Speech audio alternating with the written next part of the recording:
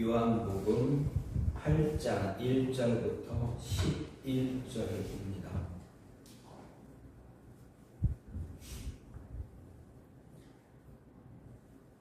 예수는 감난산으로 가시니라. 아침에 다시 성전으로 들어오시니 백성이 다 나오는지라 앉으사 그들을 가르치시더니 서기관들과 바리새인들이 음행 중에 잡힌 여자를 끌고 와서 가운데 세우고 예수께 말하되 선생이여 이 여자가 간음하다가 현장에서 잡혔나이다. 모세는 율법에 이러한 여자를 돌로 치라 명하였거니와 선생은 어떻게 말하겠나이까? 그들이 이렇게 말하면 고발할 조건을 얻고자 하여 예수를 시험함이러라. 예수께서 몸을 굽히사 손가락으로 땅에 쓰시니 그들이 묻기를 마지 아니하는지라. 이에 일어나 이르시되 너희 중에 죄 없는 자가 먼저 돌로 치라 하시고 다시 몸을 굽혀 손가락으로 땅에 쓰시니 그들이 이 말씀을 듣고 양심의 가책을 느껴 어른으로 시작하여 젊은이까지 하나씩 나가고 오직 예수와 그 가운데 섰는 여자만 남았더라. 예수께서 일어나사 여자 외에 아무도 없는 것을 보시고 이르시되 여자여 너를 고발하던 그들이 어디 있느냐? 너를 정죄한 자가 없느냐? 대답하되 주여 없나이다. 예수께서 이르시되 나도 너를 정죄하지 아니하노니 가서 다시는 죄를 범하지 말라 하시니라. 아멘. 오늘 말씀 요한복음 8장 1절부터 11절입니다. 요한복음 7장은 예수님께서 예루살렘 베데스다 성전 앞에 있는 베데스다 연못가에서 38년 된 병자를 고쳐주신 사건이 기록되어져 있습니다. 그런데 공교롭게도 그 병자를 고친 날이 안식일이었습니다. 안식일 날 병자를 고쳐주고 그 병 나은 자가 자신의 자리를 들고 걸어가다가 바리새인들, 율법 종교 지도자들에게 그 모습을 보여줌으로 인해서 그들이 안식일에 내가 자리를 들고 돌아다니는 것 합당하지 않다라고 이야기합니다. 안식일에 자리를 들고 돌아다닌 사람은 병자였습니다. 예수님이 아니었습니다. 예수님은 병자에게 일어나 걸으라 라는 말씀만 하셨습니다. 그런데 공교롭게도 그 안식일에 걸어다녔던 그 병자로 인해서 종교 지도자들, 율법자들과 예수님 간에 안식일 논쟁이 시작이 되었습니다. 안식일에 일하는 것이 맞냐, 틀리냐, 안식일에 병자를 고쳐주는 것이 맞느냐, 옳으냐, 잘못된 것이냐 라는 그 논쟁이 시작되어졌습니다. 그 논쟁을 시작한 율법학자들, 바리새인들, 서기관들, 그들은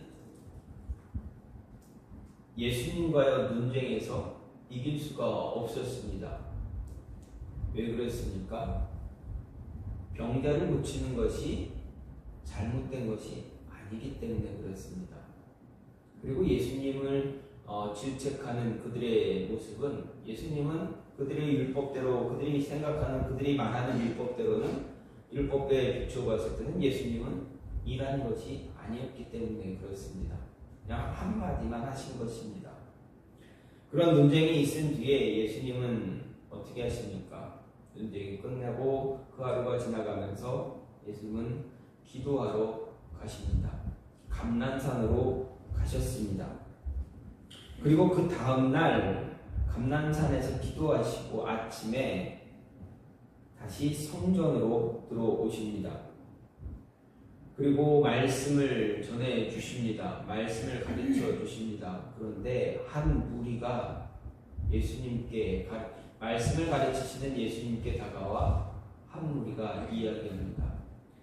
선생이여, 우리가 죄 지은 한 여인을 잡아왔습니다. 근데 이 여인이 행한 죄는 음행, 간음죄입니다.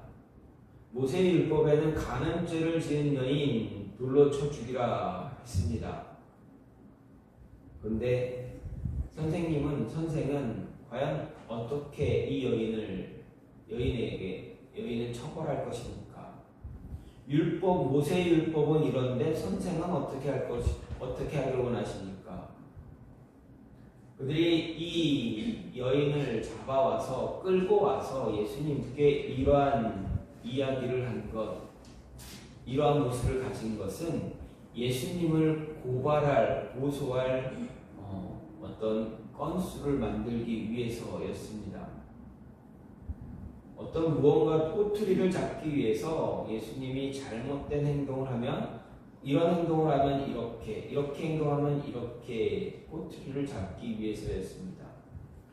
어떻게 보면 우리의 모습, 우리가 생각하면 우리에게 이런 일이 일어나면 이렇게도 하지 못하고 저렇게도 하지 못하는 모습입니다. 율법대로 여인을 처단하게 되면 여인에게 그 법을 집행하게 되면 지금까지 가르쳐왔던 하나님의 사랑, 이웃사랑, 사랑하고 용서하라라는 그 말씀에 반대가 됩니다. 왜 그렇습니까? 죄를 지었다고 당신이 그동안 가르친 것은 용서하라, 사랑하라 라는 이야기인데 그 죄를 용서하지 못하고 사랑하지 못하면 당신이 가르친 것 잘못된 것 아니냐 라고 꼬투리를 잡을 수도 있습니다. 그렇다고 해서 용서하고 사랑하라 라고 한다면 모세의 율법을 지키지 않은 모습이 됩니다. 당신이 법을 지키지 않으면서 법을 이야기합니까? 말씀을 이야기합니까? 율법을 지키지 않으면서 어떻게 백성들에게 율법을 가르칩니까? 말씀을 가르칩니까? 말씀 안 지키는 자가 말씀을 가르친다는 것, 그거는 잘못된 것 아닙니까? 이렇게 해도 꼬투리는 잡히고 저렇게 해도 꼬투리는 잡히게 됩니다. 어쨌든 빠져나갈 방법이 없을 것이다 라고 확신이 나서 이제 이 무리들이, 서기관과 바리새인들, 이 무리들이 예수님께 나와 가늠한 여인을 끌고 나온 것입니다. 그때 예수님이 무엇라 이야기하십니까? 여인을 위해서, 아니 그 서기관과 바리새인들 함께 여인을 끌고 온 사람들 앞에서 아주 명확한 재판을 하시고 판결을 내리시고 법대로 판결을 하시면서 자신이 지금까지 가르쳐왔던 그 말씀을 실천하는, 행하는 모습도 보여주십니다. 그 모습이 딱 예수님께서 하신 것이 죄 없는 자가 돌로 쳐라. 그리고 여인에게는 가서 다시는 죄를 짓지 마라. 죄 없는 자가 돌로 치라는 것은 무엇입니까? 율법을 시행하는 것입니다. 다시는 죄를 짓지 마라. 나도 너의 죄를 묻지 않을 테니 다시는 죄를 짓지 마라. 이것은 그동안 변함없이 가르쳐 주셨던 사랑과 용서를 보여주신 것입니다. 둘 다 행하셨습니다. 이 사건을 통해서 우리가 생각할 수 있는 것, 우리에게 오늘 말씀 요한복음 8장 1절부터 11절 이 말씀을 통해서 용서를 받은 이 여인을 보면서 우리가 오늘 말씀을 통해서 생각할 수 있는 것은, 먼저 용서를 받은 이 여인이 예수님을 어떻게 책을 잡기 위해서 끌려온 이 여인이었지만 결국에는 예수님의 영광만 드러내는 도구가 되었다라는 것입니다. 무리들은 예수님을 고소하고 고발할 건수를 만들기 위해서 여인을 데리고 왔지만 이 여인은 결국 예수님의 영광만, 하나님의 영광만 드러내는 그러한 여인이 되었다라는 것입니다. 3절부터 6절 말씀을 쭉 보게 되면 그 가운데 모습을 알 수 있습니다. 먼저 3절과 6절 말씀을 보면 3절은 서기관들과 바리새인들이 음행 중에 잡힌 여자를 끌고 와서 가운데 세우고 6절 말씀을 보면 그들이 이렇게 말하면 고발할 조건을 얻고자 하여 예수를 시험함이로라 이렇게 기록되어져 있습니다. 서기관들과 바리새인들 그들은 한 여인을 음행 중에 있던 한 여인을 데리고 붙잡아 왔습니다. 그리고 그에 대한 처벌을 논하고 있습니다. 그런데 이유가 무엇입니까?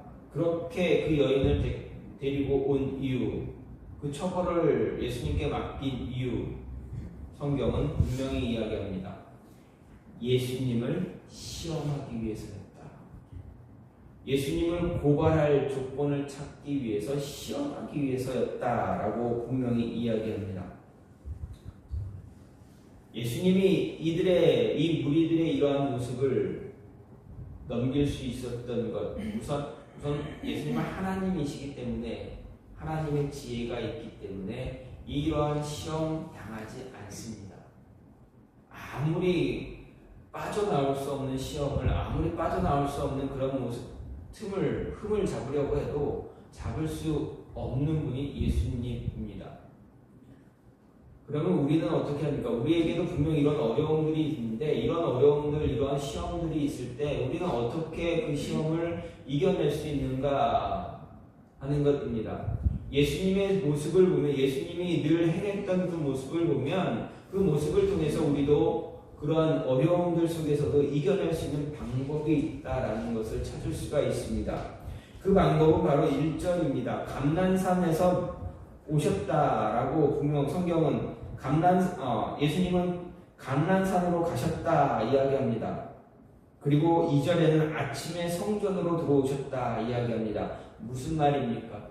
예수님은 기도하러 가셨다. 기도하러 가시고 그 다음날 아침 일찍 오셔서 말씀을 전하셨다. 즉 예수님의 삶의 루틴이 1절, 2절을 통해서 나타나고 있습니다. 늘 기도하시는 분이었다. 늘 기도하시기에 어떤 시험거리가 올지라도, 유혹거리가 올지라도, 어려운 고난들이 올지라도 하나님의 지혜를 통해서, 자신의 지혜를 통해서 그 시험거리들을 다 피해가시고 이겨내셨다라는 것을 보여주고 있습니다. 이 모습을 통해서 우리도 역시 우리에게 다가오는 어려움들, 고난들, 시험거리들, 유혹거리들 이길 수 있는 방법이, 극복할 수 있는 방법이 무엇인가를 알려줍니다. 기도하는 자가 시험거리를 이겨낼 수가 있습니다. 기도하는 자가 유혹의 거리를 이겨낼 수가 있습니다. 예수님은 늘 기도하셨습니다. 그러기에 자신을 시험하기 위해 다가왔던 서기관들, 바리새인들 그들을 시험을 이겨낼 수가 있었습니다. 예수님을 붙잡기 위해 유대인들이, 종교 지도자들이 얼마나 혈안이 되어져 있었는가를 통해서 혈안이 되어 있는가를 오늘 말씀에서도 볼 수가 있습니다. 서기관들, 바리새인들 그들은 참 예수님을 어떻게 하기 위해서 어떤 방법을 찾았습니다. 방법을 아무리 찾고 찾아도 찾을 수 없으니 그럼 이 방법을 한번 찾아보자 했던 것이 바로 가늠한 여인이었습니다. 그런데 이 가늠한 여인을 붙잡아서 판결을 해달라 이야기했지만 그들 스스로가 자신들이 얼마나 어리석은 존재인가를 그대로 보여주고 있습니다. 왜 그렇습니까? 음행한 여인, 이 여인을 데리고 왔지만 이 가늠한 이 여인이 그들에게 붙잡혀 온 상황을 잘 보면 그들이 스스로 어리석은 자임을 볼 수가 있습니다. 모세율법 신명기 22장 22절 말씀을 보면, 신명기 말씀을 보면 모세가 분명하게 이야기합니다. 가늠한 가늠하다가 들킨 남자와 여자는 그 자리에서 돌로 쳐 죽여라 이야기합니다. 죄가 없는 자들, 그러니까 증인들을 통해서 2명 이상의 증인을 통해서 그 가늠한 남자와 여자 다 죽이라라는 것이 모세의 율법입니다. 그런데 어떻습니까? 서기관들과 바리새인들은 가늠한 여인은 데리고 왔지만 가늠한 그 여인과 같이 가늠한 음행한 남자는 데리고 오지 않았습니다. 그 무리 가운데 섞여 있었을지도 모르겠지만 그 여인과 함께 남자를 2사람을 함께 놓고 재판을 해야 했습니다. 그런데 그 모습이 없다라는 것입니다. 이 여인을 통해서 예수님을 어떻게 하겠다, 예수님의 책을 잡겠다, 흠을 잡겠다 했지만 결국 그들이 취한 방법은 자신들의 얼마나 어리석은 자였는가를 그대로 보여주는 것이었습니다. 여인을 통해서 고발할 조건을 찾으려 했지만 도리어 이 여인을 통해서 예수님이 어떤 분이었는가, 얼마나 지혜로운 분인가, 그리고 예수님이 가르치신 그 가르침이 얼마나 위대한 가르침이었는가, 그리고 지금까지 보여주셨던 예수님이 보여주신 그 이적들, 기적들, 표적들, 그것이 얼마나 위대한 것인가, 그 모든 것이 하나님의 영광을 위한 것이었음을 그냥 그대로 보여주고 있다는 것입니다. 가늠한 여인을 하나의 자신들이 원하는 자신들의 목적을 이루기 위한 도구로 사용하려고 했지만 오히려 자신들의 목적을 이루지 못하고 그리스도가 누구인지, 예수님이 누구인지, 자신들이 시험하려고 하는, 자신들이 붙잡으려고 고발하려고 하는 이 사람이 누구인가를 모든 사람들에게 증거하는 역할만 했다라는 것입니다. 하나님의 영광만 드러내는 그런 모습을 가졌다라는 것입니다. 하나님께서는 모든 사건, 모든 순간들을 통해서 자신의 영광을 드러내기 원하십니다. 이 여인을 통해서 사람은 하나님을 비방하려고 했지만 하나님은 그 여인을 통해서 하나님의 영광이 드러나고 있다는 것입니다. 세상은 저와 여러분, 우리 그리스도인들 성도들을 통해서 하나님을 비방하려고 합니다.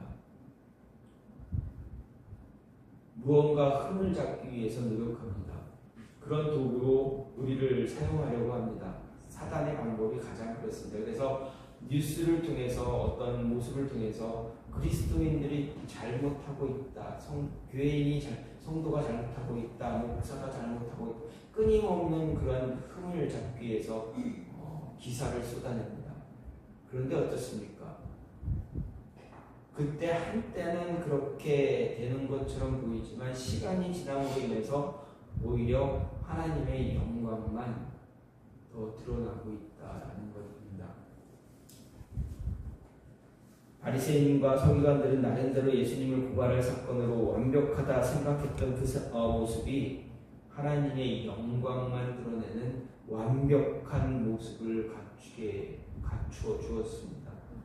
따라서 우리의 삶도, 저와 여러분의 삶도 하나님의 영광이, 어떤 삶을 살던 하나님의 영광이 드러나고 있음을 믿으시고 그 삶을 즐기면서, 그 삶을 힘들지만 어렵지만 그 삶에서 승리하는 삶을 살아야 한다는 것입니다. 용서를 받은 여인을 통해서 또다시 우리에게 또 한 가지 이야기하는 것은 말씀은 철저하게 지켜져야 한다는 것입니다. 7절 말씀을 보면 그들이 묻기를 마지 아니하는지라 이에 일어나 이르시되 너희 중에 죄 없는 자가 먼저 돌로 치라 이렇게 예수님이 말씀하셨습니다. 7절은 예수님이 세상에 오신 목적이 어디에 있는가를 잘 보여주고 있는 말씀이라 할 수 있습니다. 즉 예수님은 율법을 폐하러 오신 것이 아니라 율법을 완성하기 위해 오신 분임을 보여줍니다. 그래서 예수님의 답변을 통해서 오히려 예수님을 시험하려고 한 자들 그들 스스로가 궁지에 몰리게 되었습니다. 간음죄와 같은 특별한 죄는 그 성질상 사생활에 관련된 것이기 때문에 웬만한 증인들이 나타날 수가 없습니다. 증인이 간음죄, 쉽게 말해서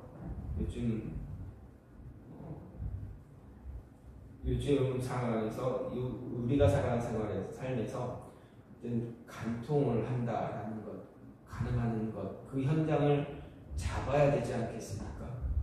현장을 잡아야만 그 죄를 증명할 수가 있습니다. 그 현장을 잡으려면 어떻게 합니까? 우선 의심이 들고 이런저런 합리적인 어떤 의심과 증거들이 어느 정도 있어야 됩니다. 그러려면 그 기간 동안 어떤 남자와 여자의 모습을 묵인해야 합니다. 그냥 봐줘야 됩니다. 그리고 결정적인 증거 현장을 잡기 위해서 어떻게 하면 추적을 해야 됩니다. 쫓아다니는 누군가가 이렇게 그 현장 잡기 위해서 따라다니고 사진도 찍고 이런 모습들 다 가져야만 합니다.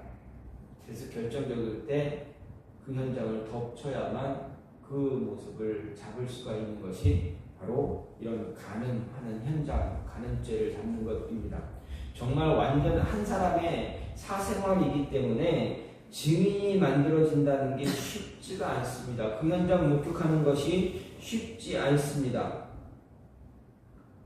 그래서 거의 있을 수 없는 일이었습니다. 그런데 이 서기관들과 바리새인들 그들은 예수님을 함정에 빠뜨리기 위해서 이런 상황을 만들었다라는 것입니다. 또 만일 그들이 그 간음 행위를 묵과하고 용서해 주었다면 그들 역시도 율법을 범하는 그 죄에 동참했다라는 것이 됩니다. 유대인의 율법에 의하면 사형은 어느 경우든지 증인들이 먼저 돌을 던지게 됩니다. 근데 그 증인들, 돌을 던지는 그 증인들, 죄를 지은 죄가 있는 자들이 아니어야 합니다. 죄를 짓지 않은 자들이어야 합니다. 무리들은 자기들의 죄와는 아랑곳 없이 나타나는 그 현실의 현상적인 그런 나타난 모습 때문에 그 여인의 죄로 말미암아 그런 자신들의 감상적인 의에 빠져 있었습니다. 예수님께서 죄 없는 자를 언급하신 것은 다른 사람을 재판하기 위해서는 전적으로 무죄한 자격을 갖추어야 한다라는 것을 의미하지는 않습니다. 무리들은 이미 심판할 자격이 없다라는 것을 이야기합니다. 그 모습을 지적한 것입니다. 그리고 가늠한 여인을 돌로 쳐야 한다라는 율법의 집행에 열심을 냈던 사람들에게 예수님은 너희들의 동기가 순수하지 않다라고 이야기하는 것입니다. 과연 너희가 이 여인의 죄를 묻는데 그 죄를 묻는 너희의 모습이 옳으냐? 너희는 죄를 짓지 않았느냐? 너희는 죄가 없느냐라고 묻는 것입니다. 즉 여인이 이런 간음죄를 지었던 것 너희들이 묵인하면서 그 현장을 덮친 것 그래서 나에게 데려온 것 아니냐? 너희도 역시 그 묵인함으로 인해서 너희도 죄를 지은 것 아니냐라는 것을 이야기하는 것입니다.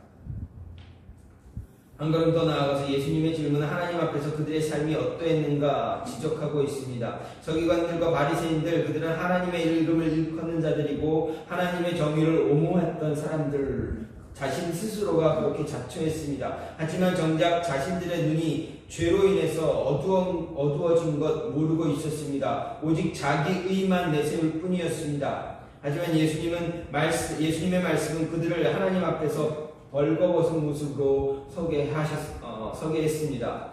아울러서 이 말씀은 하나님 앞에 모든 사람이 죄인이라는 사실 그리고 아무도 남을 정죄할 자격이 없다라는 그 사실을 가르쳐 주고 있습니다. 한편 죄 없는 자는 여기서 말씀하셨던 죄 없는 자에 대한 말 두 가지의 의미를 생각할 수가 있습니다. 먼저 범죄할 가능성이 전혀 없을 뿐만 아니라 실제로 죄를 범하지 않은 상태를 이야기합니다. 즉 죄의 욕망으로부터 완전히 벗어난 무죄한 사람을 가르칩니다. 또 한 가지는 특정한 범죄를 짓지 않은 사람을 이야기합니다. 어쨌든 예수님의 가르침에 비추어 볼 때 먼저 첫 번째 그 모습이 맞다라고 볼 수가 있습니다. 여기서 예수님이 말씀하신 죄가 그들이 간음죄를 묵과한 죄를 말하는 것인지, 여인이 범한 간음죄를 말하는 것인지, 아니면 그들이 이전에 지었던 죄에 관해서 말하는 것은 확실하진 않지만, 어쨌든 어떤 경우든 여인을 고소한 사람들 한 사람 한 사람이 자기가 죄인이다라는 사실을 인정하든지, 아니면 여인을 죽이자고 했던 그 요구를 그만두든지 둘 중에 하나를 택해야만 했다라는 것입니다. 즉 그들은 율법을 잘 알고 있는 사람들이었지만 그 율법을 자신의 목적에 이용하기 위해서 잘못된 모습으로 율법을 사용했기에 그들도 역시 법을 지키지 않았다라는 것입니다. 용서를 받았던 간음죄로 인해서 잡혀왔지만, 끌려왔지만 용서받은 이 여인의 이 사건을 통해서 예수님은 백성들에게, 무리들에게 분명하게, 서기관과 바리새인들에게 분명하게 이야기합니다. 너희가 율법을 이야기한다면 그 율법을 더 철저하게 잘 지켜야 한다라는 것입니다. 너희 마음대로 너희가 원하는 목적을 이루기 위해서 율법을 바꾸거나 율법의 한 부분만을 띄어내서 적용하면서 살아가는 그 모습들 전혀 갖지 말아야 한다는 것입니다. 말씀의 한 부분만 가지고 적용하면서 너희 스스로 합리화시켜가는 그 모습들, 그런 삶은 살지 말아야 한다는 것을 이야기해주고 있습니다. 이 여인의 사건, 가늠한 여인의 사건을 통해서 예수님은 우리에게 말씀을 지킬 때 보여주려고 하는 그 모습만으로 지키는 것이 아니라, 보이지 않을지라도, 누군가가 모를지라도 그 말씀을 철저하게 지키기 위해서 애쓰고 노력하는 모습이 있어야 한다라는 것입니다. 보여지는 모습만으로 너희 모습을 겉으로 보이기 위해서 말씀을 지키는 것처럼 행하지 말고, 너희 삶을 합리화시키기 위해서 말씀을 지키는 자처럼 살지 말고, 정말 말씀을 지키기 위해서 아주 사소한 말씀이라도 그것을 잘 지키기 위해서 노력할 수 있는 그러한 모습을 가져야 한다라는 것을 가르쳐주고 있다라는 것입니다. 마지막으로 용서를 받은 여인을 통해서 예수님이 우리에게 말씀하시는 것은 관계의 필요성, 관계 회복이 얼마나 중요하고 필요한가를 가르쳐주고 있습니다. 11절 말씀을 보면 대답하되 주여 없나이다. 예수께서 이르시되 나도 너를 정죄하지 아니하노니 가서 다시는 죄를 범하지 말라 말씀하셨습니다. 여인에게 묻습니다. 고개를 들으셨던, 땅에 글을 쓰시다가 이제 조용해지자, 잠잠해지자 고개를 들으시고 주변을 보셨던 예수님께서 여인에게 묻습니다. 너를 고소했던 사람들, 무리들 다 어디 갔느냐? 너만 다 가고 너만 남았느냐? 하니 그 여인이 묻습니다. 아무도 없습니다. 다 그냥 갔습니다. 예수님이 말씀합니다. 나도 너의 죄를 너에게 너를 정죄하지 않을 테니 가서 다시는 죄 짓지 말아라. 용서해 주십니다. 서기관들과 바리새인들이 요구했던 율법, 예수님은 분명하게 집행하셨습니다. 율법 그대로, 모세가 말한 모세의 율법 그대로 저 여인을 돌로 쳐라. 죄 없는 자가 먼저 돌로 쳐라. 너희들이 요구하는 그 율법대로 여인을 정죄하라. 죽여라. 돌로 쳐서 죽일 수 있으면 죽여라. 법을 집행하셨습니다. 그런데 자신의 양심의 가책을 느낀 무리들은 한 사람 한 사람 도망갔습니다. 물러갔습니다. 그랬더니 어떻습니까? 법을 집행할 사람이 아무도 남지 않았습니다. 그때 예수님이 그 여인을 향해서 법을 집행할 수도 있었겠지만 예수님은 그 여인을 용서해 주셨습니다. 증인들 없지 않느냐? 증인들 없지. 나는 증인이 아니지. 그러니까 나도 너에게 법을 집행하지 않겠다. 대신에 가서 두 번 다시 죄를 짓지 말아라. 다시는 죄 짓지 말아라. 내가 지금 이끌려온 이 모습 때문에 내가 곤욕을 당하고 고발당하고 어떤 건수가 사건의 모습이 될 수도 있었지만 오히려 너로 인해서 하나님의 영광만 드러났다. 하나님의 말씀이 얼마나 위대한가를 사람들에게 전할 수가 있었다. 너도 가서 하나님의 말씀을 대로 살고 그 말씀대로 그 말씀을 전하라 하는 것이 예수님의 마지막 여인을 향한 마지막 말씀이었습니다. 이 마지막 말씀이 무엇을 말합니까? 여인에게 분명 죄 짓지 말라, 다시는 죄를 짓지 말라라는 건 무엇입니까? 너는 가서 하나님과 너와의 관계를 회복하라라는 이야기입니다. 죄를 지으면 어떻게 됩니까? 우리가 죄를 지으면 하나님 앞에서 우리가 죄를 지으면 어떻습니까? 마음에 찔림이 계속 오게 됩니다. 마음이 무거워집니다. 무겁고지고 찔림이 있고 그러다 보니 어떻게 됩니까? 하나님과의 관계가 계속 멀어집니다. 말씀과도 멀어지게 되고 묵상했던 그 모습도 멀어지게 되고 늘 예배드렸던 기도했던 그 모습도 계속 조금씩 작아지다 보니 나중에는 기도하지 않는 모습도 되고 나중에는 말씀을 묵상하지 않는 모습도 갖게 됩니다. 예수님의 말씀은 여인을 향한 예수님의 말씀은 너가 그것 때문에 그 모습 때문에 죄를 지었던 그 모습들 때문에 너 하나님과의 관계에 잘못되어 있지 않니? 죄 짓지 말아라. 가서 하나님과의 관계를 회복하라. 회복해야 된다. 그래야 죄 짓지 않을 수 있다. 이야기하시는 것입니다. 하나님과의 관계가 회복이 되면 어떻습니까? 사람과의 관계도 회복이 됩니다.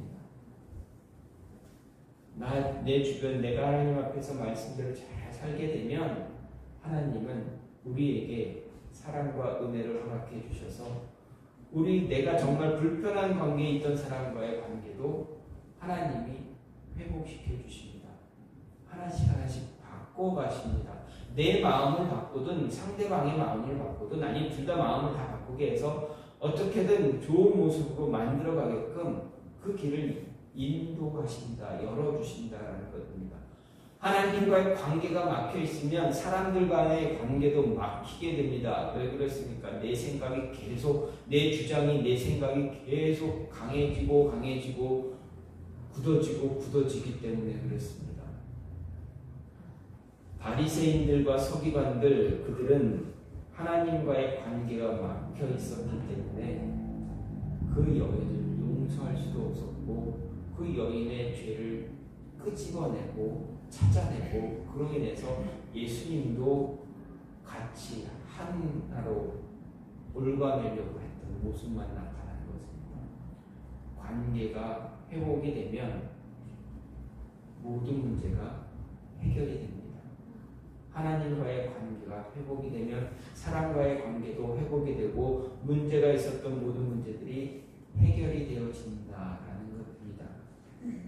예수님은 여인에게 하나님과의 관계 먼저 회복해라. 그러면 너 주변에 있는 사람들과의 문제도 다 회복이 될 것이다. 라는 가르침을 주고 있다는 것입니다. 오늘 말씀은 예수님을 붙잡으려고 한 종교 지도자들의 모습이 그 시도가 실패하자 이번에는 가늠하다 잡힌 여인 예수님께 데려와 예수님을 고소할 기회를 엿보려고 했습니다.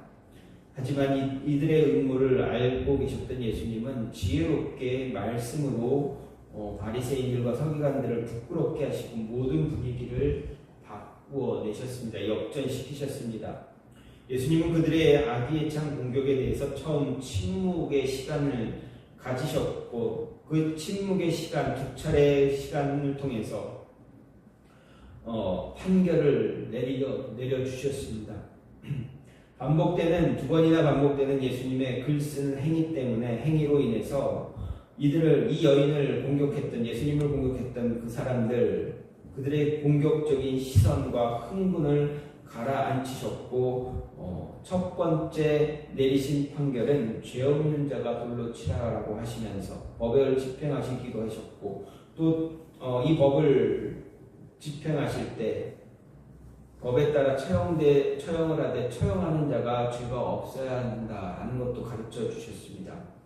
또 다른 판결은 무엇이었습니까? 예수님도 용서하셨다라는 것입니다. 그것은 예수님과 여인과의 대화는 인간과 인간의 관계를 회복하는 모습이고, 또 하나님과 인간의 관계도 회복해야 된다라는 것을 가르쳐주는 모습입니다. 예수님은 여인을 용서하고 여인이 용서받고 자유를 누릴 수 있는, 자유로워야 할 그런 소중한 생명체, 소중한 한 영혼으로 바라보셨다라는 것입니다. 이 여인을 정죄하던 무리들 자신들의 죄 때문에 더 이상 그곳에 있을 수가 없었습니다. 부끄러움 때문에 도망갈 수밖에 없었습니다. 반대로 가늠한 여인은 예수님의 관용과 용서를 통해서, 사랑과 용서를 통해서 빛 가운데에서 새로운 삶을 살 수 있게 되었다는 것입니다. 이 모습이 저와 여러분에게도 한 주간 동안 나타나야 되는, 드러나야 되는 그런 삶의 모습이다라는 것입니다. 말씀을 철저하게 지키되 사랑과 용서의 모습을 가지고 살아가야 합니다. 주변에 있는 많은 분들과 함께하는 가족들과 함께 용서와 사랑의 모습을 전함으로 인해서 하나님의 말씀을 지키고 말씀을 전할 수 있는 모습이 저와 여러분 안에 있기를 간절히 소망합니다. 이 시간 같이 기도하기 원하는데, 하나님, 가늠한 여인이 붙잡혀와